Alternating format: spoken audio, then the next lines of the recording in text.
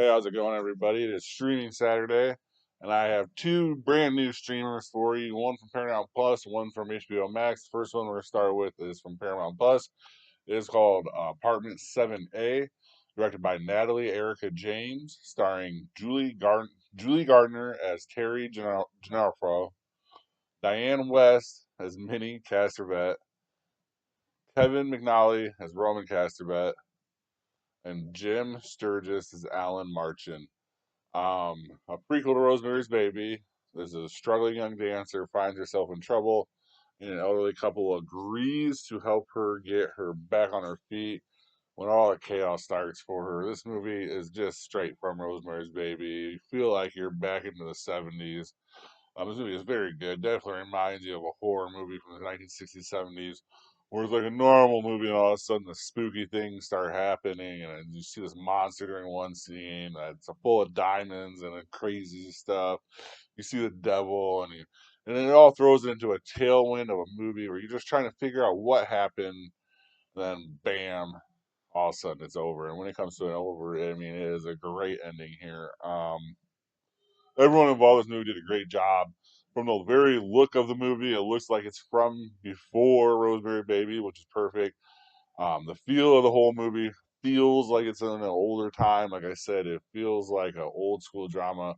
We have two period piece of horror movies, which is kind of funny. This one's in the 60s, the next one's in the 70s. But this one is very good. I mean, you can watch Rosemary's Baby and you watch this and you know they're part of the same universe right away. Diane Wiest and Kevin McNally play excellent characters that go way too far, get out of their way. They get in her business, and then all of a sudden now we're into just a downright evilness of what they are. They're perfect actors, perfect choices for it. Diane Weiss, I can't even imagine like having a great role right now. It's a perfect role. I remember her from one of the old shows on CBS that was really good. Not old, but Life in Pieces. So I mean, her and that to this is just crazy. The lead, Julie Gardner from Ozark, is very believable here. I have to say this: when you're watching her and you see her, seeing her character and thinking adapt and realize the situation that she's in, it's just you see her, you see the character. You're not seeing Julie think that what she should be at. You're seeing what Terry is going through, and that's the perfect part. That's the only good highest compliment you can say to an actor and actress today, and it was very good. The music in it has a little subtle background to it. The ending of it was fucking perfect. The pacing of it was amazing. It was only an hour and 45 minutes, which was very good. I mean, I'm telling you, this movie was just a strong showing from Paramount here for streamer only. I give it a B in the horror genre and a B minus overall. I think both the horror fans and the regular moviegoers, maybe not so much a fan of horror movies, like this movie. There's a lot to like about this movie: the costumes, the designs, the sets, the apartments, everything about it has a feel to it. And that feel to it is a certain year and a certain thing, a certain charm and a certain thing, and then all of a sudden it gets turned. And it feels evil. It feels cold. It feels black. This is a very good movie. Very well done. You can't really get much better than this. I really want to put it in my top 10 list. I really think I should put it in my top 10 list. The only thing I am not, the only reason why I'm not putting my top 10 list is because it should have hit in the theaters. It didn't hit the theaters. The streamer only. I do have one streamer only on my top 10 list right now, but I just couldn't do it. And it'd be such a low spot, it'd be like 10 or 9. Wouldn't be worth putting on really. Definitely gonna be in the thought for stuff later on when we're doing stuff. So this is a great movie. And then to have this movie come out and then the same week on Max, which really, if you think about it, Paramount Plus and Max are the same pretty much company, like parent company here. Salem's Lot, directed by Gary Doberman, starring Lewis Pullman as Ben Mears, Mackenzie Lay as Susan Norton, Jordan Preston Carter as Mark Petrie, and Alfred Woodward as Dr. Cody. An author returns to his hometown of Jerusalem's Lot in search of inspiration for his next book, only to have find out that the town is completely overridden by bloodthirsty vampires.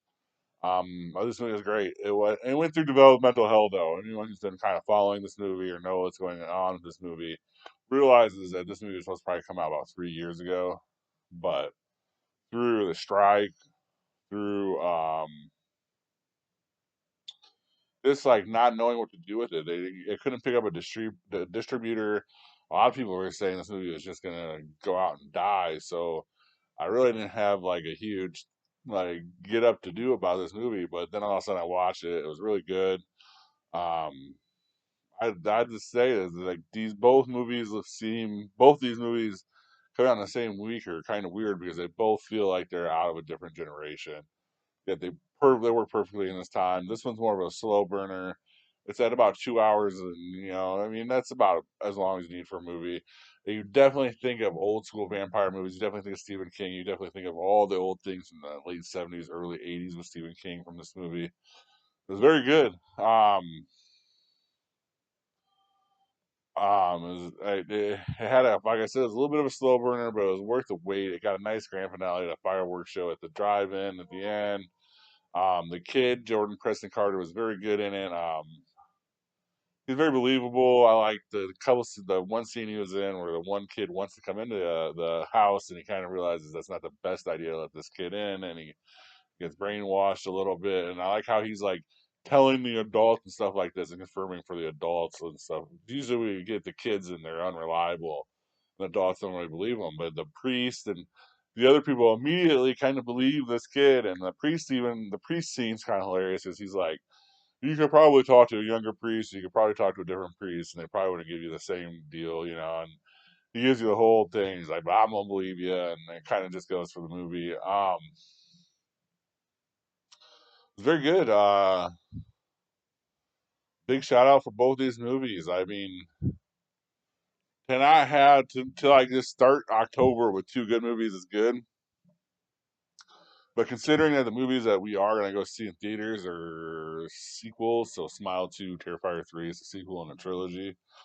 It's like, oh well, I wish there would have been a little bit more normalness to it, but that's fine.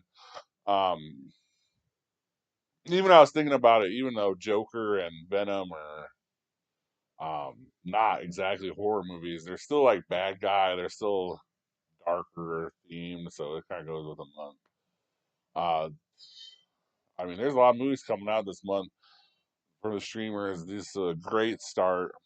Glad we're here. Comment if you've seen them or comment if what you're watching. Please like and subscribe. Have a good rest of your day or night, and thank you very much for watching, guys. Thank you for watching. Please like and subscribe. Comment your top movie picks for Throwback Thursday in the comments section, and see you next time in the cave.